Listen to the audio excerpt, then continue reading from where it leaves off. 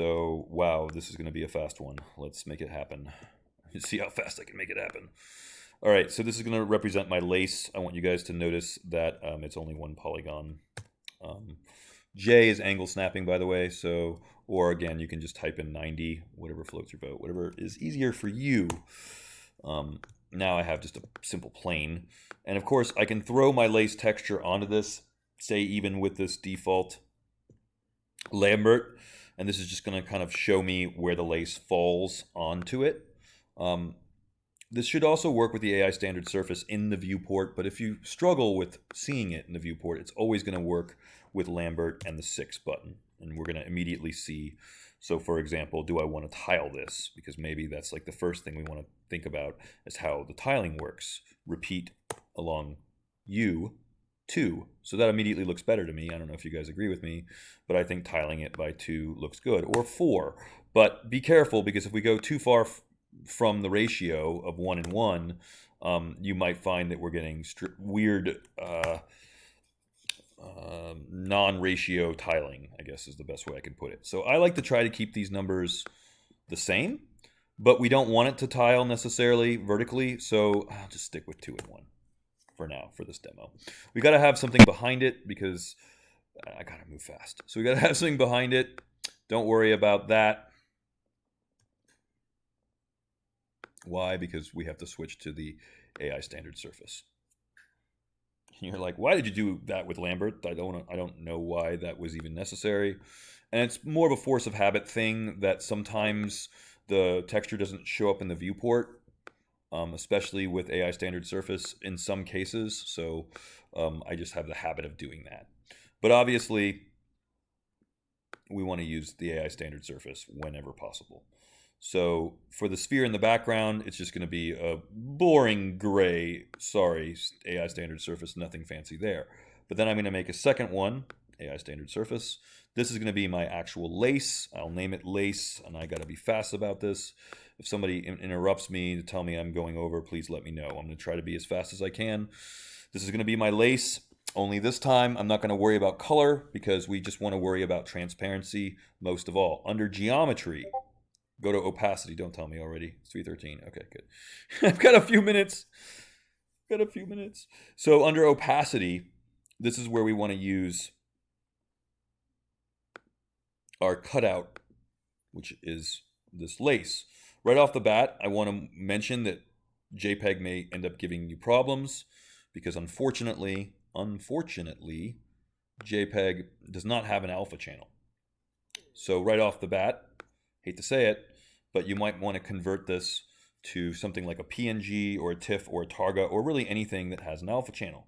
So let's add the new material, the new lace AI standard material. We know that our tiling is wrong, right? We can see that we prefer a tiling of 2. So right-click Graph Network. And if you right-click Graph Network, you should see, oh, come on, Maya. I don't want to dock this. I'll just zoom out a little bit. So if you graph the network, all right, I'll maximize it, fine. If you graph the network, you can see here's the image, and here's my tiling, my Place 2D texture node, and I, again, repeat 2 and 1. Cool. So the real question, though, now is, do I see through it to the sphere behind it?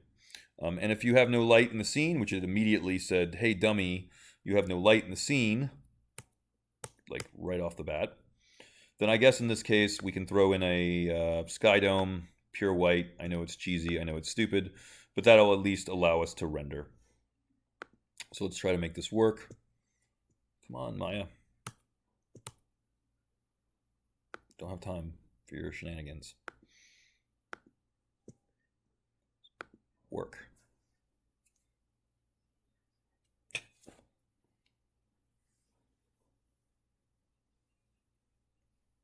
All right, it's not wanting to show me this render window, so I have to click escape. I have to use the interactive render window. Yes, good. Now I can at least see something. It's better than nothing. I am actually seeing it work a little bit already right off the bat. Let's change the color of the sky dome. Let's just make it something different, because oh my god, that pure bright white isn't working so well. So there is one step right off the bat that I want to mention. Here we go. One step right off the bat that's going to ensure that we see through the lace, and that's really what we want. That's the whole point of this. Go here, select your object, go to the object attributes, and go to the Arnold tab in your shape node. That's here, right here, your shape node for the object. Go to the Arnold tab, uncheck opaque. That's the secret sauce here, right? And because I can't stand solid colors in my Skydome, it's like a personal peeve with me. I'm sorry, I can't do it. I really can't. It just hurts to do that. I know that should be fine, and yeah, whatever. Blue for blue sky. No, don't just put solid blue for blue sky. Come on, you're better than that. You can add a real HDR. It's fine. Just add a real HDR, please. Just do it, right? And then when you add a real HDR, boom, we should see something that looks a hell of a lot better in our render. Yes. And now we see our transparent lace, and it's actually working as a JPEG. It looks like, which I'm kind of shocked, but it is working. And note that I don't have color in here at all, so I haven't even messed with my color at all, and it's still working. There's literally no color in the color channel or in the base color. So as long as you put, and I'll hit stop so we can stop this. Again, use your render region, guys. I know we're in the last few minutes of class, but don't forget about this render region. It really does speed everything up to use a render region. And I guess this demo is almost over. Good. Thanks, Charles. I appreciate that commentary. I know the students feel the same way, I'm sure. Turn your samples up. No noise. Hit play. Render one last time. I think it's safe to say that my lace is working. My transparency is working. And I'm out of time by, I've got 2 minutes. So 2 minutes. What can I tell you in 2 minutes? Well, 2 things most importantly about this workflow. Very important. Don't forget to select the object and uncheck opaque in the Arnold menu. Absolutely super important. The other thing that's super important is you always want to put this opacity channel as a black and white image into what? Into the geometry attribute where your bump goes. And here it is. You can actually see that the lace JPEG is going out color to opacity. And that's again in your geometry, under geometry, where your bump would normally go. This is your bump channel. This is your opacity channel. This is for cutouts, lace, any kind of billboards that need it. And I guess that's going to be it for me. And I'm out of time. And what do we have for our final little lace view?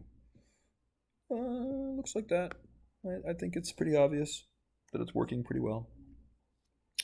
So is that it? Yeah, by 1 minute. It's 3:19. So I'm going to call it done, and that should help you make any kind of cutout. I repeat, any kind of cutout. Just feed a black and white image into your opacity channel, and that's it. All right.